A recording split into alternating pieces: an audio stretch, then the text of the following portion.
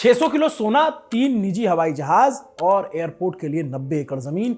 ये किसी की संपत्ति नहीं बल्कि एक हिस्सा वो जो देश के नाम कर दिया गया 1962 में, जब देश को इसकी सबसे ज्यादा जरूरत थी, तब जब भारत और चीन के बीच जंग चल रही थी और देश को संसाधनों की कमी पड़ रही थी और सरकार के लोगों ने मदद की अपील की।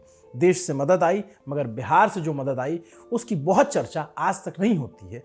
क्यों, पता नहीं।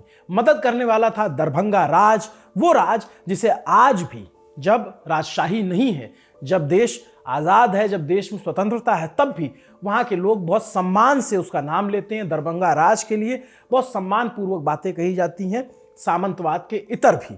उस वक्त इसकी पहचान थी महारानी काम सुंदरी देवी। पर आप कहेंगे अभी इनका जिक्र क्यों आ रहा है? इसलिए क्योंकि 12 जनवरी 2026 को 94 साल की उम्र में काम सुंदरी जी का निधन हो गया और उसके बाद मिथिला में एक पूरे युग को, जो कहा गया कि एक युग खत्म हो गया, उस तरीके का माहौल था। क्योंकि मिथिला वो इलाका बिहार का जिसमें दरभंगा, मधुबनी जैसे तमाम इलाके आते हैं और उस इलाके में इस राज परिवार का बहुत रसूख था और महारानी के निधन के बाद लोगों में बड़ी वेदना थी, बहुत सारी चर्चा थी।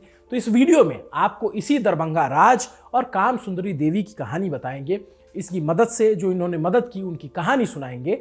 दान को लेकर एक पक्ष ये भी सामने आता है कि दान रानी और राज परिवार की तरफ से नहीं किया गया था। जब 62 में दान किया गया तब एक ट्रस्ट के जरिए किया गया जो दरभंगा राज के राजा अपनी विरासत के जरिए बनाया था। नमस्ते, अभिनव पांडे नाम है मेरा और आप देख रहे हैं न्यूज पिंच। शुरुआत इस बात से करते हैं, दरभंगा राज का वजूद कहां से आया और इसके पीछे कौन लोग हैं। इसकी एक दिलचस्प कहानी है। 16वीं सदी की बात है। उस समय देश में मुगल बादशाह अकबर का शासन था।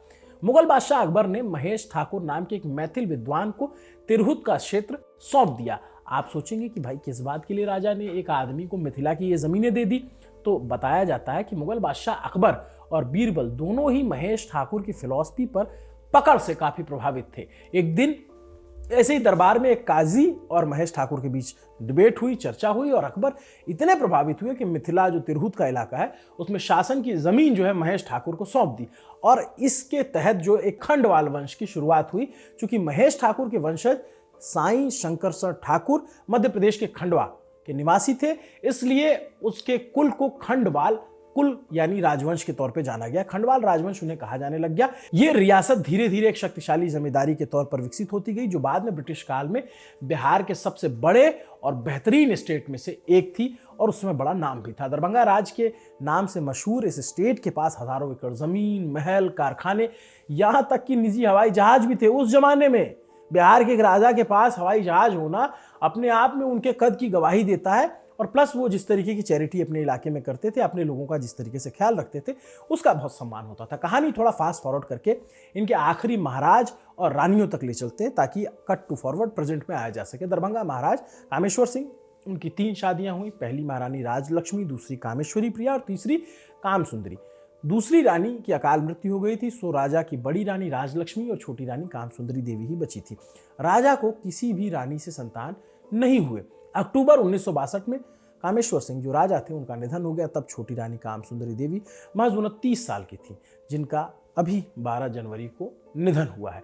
काम सुंदरी का असली नाम कल्याणी देवी था। जन्म 22 अक्टूबर 1932 को मधुबनी जिले के मंगरौनी गांव में हुआ था। वो पंडित हंसमणि झा की चौथी बेटी थी।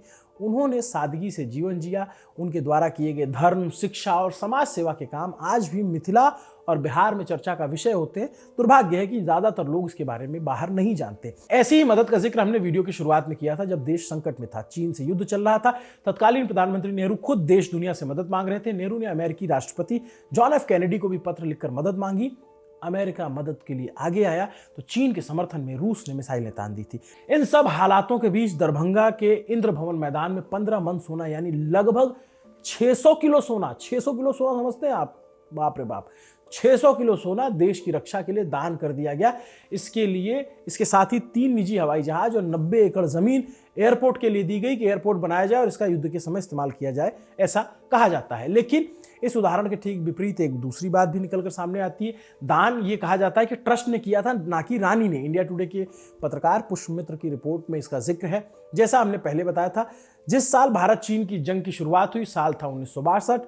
उसी साल दरभंगा के आखिरी महाराज कामेश्वर सिंह का निधन हो चुका था। राजा कामेश्वर सिंह ने अपनी मृत्यु से ठीक पहले अपनी तमाम संपत्ति एक ट्रस्ट बना दी और उसको दान कर दी। इंडिया टुडे की रिपोर्ट के मुताबिक वसीयत में कामेश्वर सिंह की बड़ी पत्नी राजलक्ष्मी और छोटी पत्नी काम सुंदरी देवी के हिस्से एक एक महल और 5,000 रुपए प्रतिमाह की पेंशन आई। जब ये 600 किलो सोना दान किया गया था तब रानी दान करने के अधिकारी नहीं थी, क्योंकि वो ट्रस्ट में थी ही नहीं। लेकिन आप सोचिए कि एक राजा थे जिन्होंने अपनी सारी संपत्ति आज़ादी के बाद देश को समर्पित कर दी। एक आरोप यह भी लगता है कि जो लोग ट्रस्टी थे उन्होंने अपने फायदे के लिए सोना दान किया गया। बताया जाता है कि 10 जनवरी 1963 को जब तत्कालीन वित्त मंत्री मोरारजी देसाई दरभंगा गए तो उन्हें ट्रस्टियों ने 600 किलो सोने से तौल दिया और सारा खजाना भारत सरकार के डिफेंस फंड में दे दिया गया। मिथिला विषय के जानकार तेजकर झा ने अपनी किताब द क्राइसिस ऑफ सक्सेशन में राज दरभंगा के कई किस्सों का जिक्र किया है। तेजकर झा लिखते हैं कि जो ट्रस्ट बना था उसमें 3 लोग थे, जस्टिस लक्ष्मीकांत झा, गिरीन्द्र मोहन मिश्र और उनके साथ ही एक थे, उनका नाम था, उनके बहनोई थे, मुकुंद झा। लक्ष्मीकांत झा ट्रस्ट के एग्जीक्यूटर थे और पटना हाईकोर्ट के चीफ जस्टिस थे। किताब में इस बात की ओर इशारा किया गया। लक्ष्मीकांत झा उस वक्त जो चीफ जस्टिस थे मोरारजी देसाई को सोने से तौलकर फेवर के बदले भारत सरकार के लॉ कमीशन के अध्यक्ष बनना चाहते थे। ये दरिया दिली इसी काम के लिए दी गई रिश्वत के तौर पर देखी जा रही थी। वो बात और है कि लक्ष्मीकांत झा कभी लॉ कमीशन के अध्यक्ष नहीं बन पाए और बहुत सारे लोग कहते हैं कि बिना रानी काम सुंदरी के सहमति के ऐसा नहीं हो सकता था, क्योंकि उनका प्रभाव तब भी था, उनकी बात तब भी मानी जाती थी। तो इसलिए बहुत सारे लोग क्रेडिट उन्हें देते हैं कि जब इस तरीके की कोई चीज़ हुई नहीं, लॉ कमीशन के कोई अध्यक्ष बने नहीं, तो महारानी ने अपनी स्वेच्छा से ये दान करने के लिए कहा था। ऐसा मिथिला के बहुत सारे जानकार या राज परिवार के समर्थक कहते हैं। हालांकि दूसरा पक्ष यह आरोप लगाता है कि ट्रस्टियों ने लूट मचा दी थी, क्योंकि उनके पास बहुत सारे अधिकार आ गए थे। आरोप लगते हैं कि राज दरभंगा के ट्रस्टीज ने मिलकर पूरे स्टेट का सत्यानाश कर दिया। कीमती चीजें, सोना चांदी, जमीनें गलत तरीके से बेचने के आरोप लगे।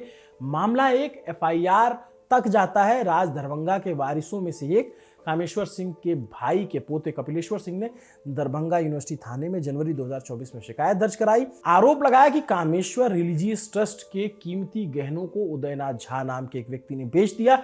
ये वही उदयनाथ झा थे जिन्हें रानी ने भरोसा करके अपना अटॉर्नी बनाया था।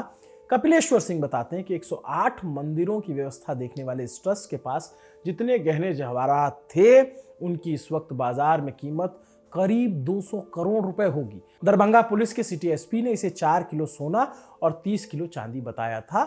उनके दावे के इतर एक ज्वेलर ने भी सोना खरीदने की बात कबूल की थी और कहा था कि कुल गहने 86 लाख रुपए के थे।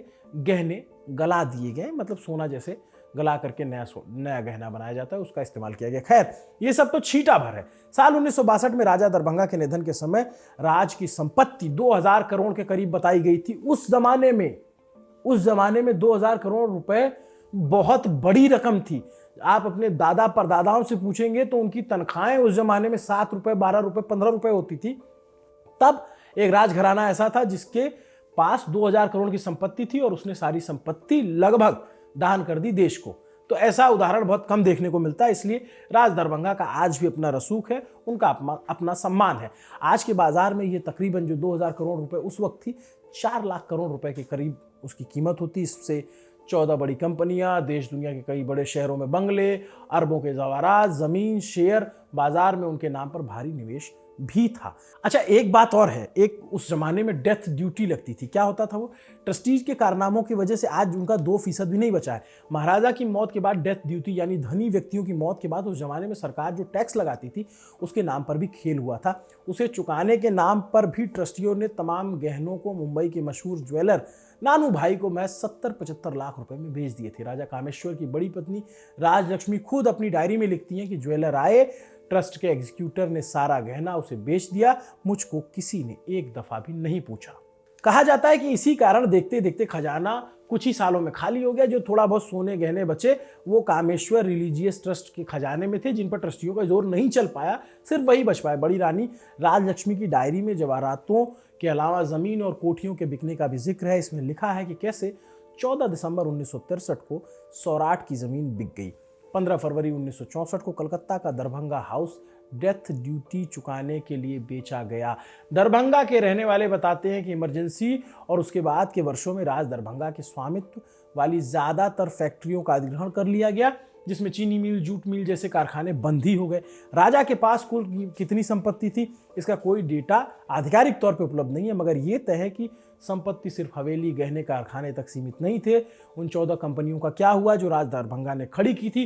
कई देश के बड़े जो शेयर बाजारों में जो राजा का पैसा था उसका भी हिसाब नहीं मिल पाया है। इन सब के बीच 12 जनवरी 2026 को राज दरभंगा की आखिरी महारानी का निधन हो गया।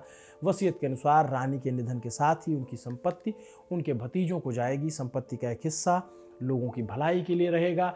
कहा जा सकता है कि रानी के निधन के साथ ही राज दरभंगा का एक युग खत्म हो गया। रानी काम सुंदरी देवी को कई वजहों से बिहार के लोग याद करते हैं। उनके रहते ही Lalit Narayan Mithila university, Sanskrit university, medical college Mithila को मिला। विद्वानों के परिवारों से आने वाली सुंदरी देवी जो 1988 में ही तय किया था कि उनकी जो भी संपत्ति, उनका जो भी इस्तेमाल वो मिथिला के सामाजिक, सांस्कृतिक और इतिहास के धरोहर से जुड़े ज्ञान को संरक्षण के लिए किया जाएगा।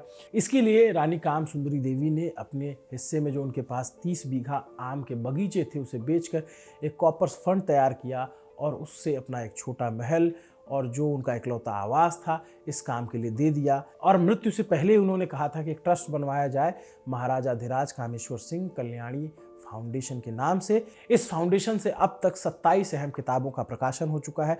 इस फाउंडेशन के पास राज दरभंगा से जुड़े कई बहुमूल्य दस्तावेज हैं। 12-13 हज़ार से अधिक फोटोग्राफ और फिल्में हैं और ये फाउंडेशन मिथिला से जुड़े विषयों पर शोध करने वालों के लिए एक मील का पत्थर है। काम सुंदरी देवी 100 से अधिक विधवा महिलाओं की मदद किया करती थी। उनके भोजन, उनके बच्चों की पढ़ाई का खर्च व्यक्तिगत तौर पर उठाती थी। कई मेधावी बच्चों को वो पढ़ने का खर्च देती थी। वो कामेश्वर धार्मिक न्यास की इकलौती ट्रस्टी रही हैं। इस ट्रस्ट के अधीन 108 मंदिरों की देखरेख रही है। हमारी तरफ से काम सुंदरी जी को श्रद्धांजलि। आप बिहार से हैं या देश के किसी भी कोने से हैं, मिथिला से हैं, तो आपने कई सारी कहानियाँ सुनी होंगी। हमसे जो छूट गई हो वो आप कमेंट करके ज़रूर बताइएगा, क्योंकि कम समय में हमने जितनी जानकारी जुटा पाई वो आप तक लेकर आए। राज दरभंगा के बारे में कम बातचीत होती। कभी दोबारा दरभंगा जाने का मौका मिला तो ग्राउंड पर जाकर के राज दरभंगा को जानने समझने की कोशिश करेंगे। जो अभी उनके वारिस हैं उन लोगों से बात करने की कोशिश करेंगे। आपको ये पूरा वीडियो कैसा लगा कमेंट करके ज़रूर बताइए। अगर आप मिथिला से हैं तो आप तक ये वीडियो ज़रूर पहुँचना चाहिए। देखते रहे न्यूज़ पिंच।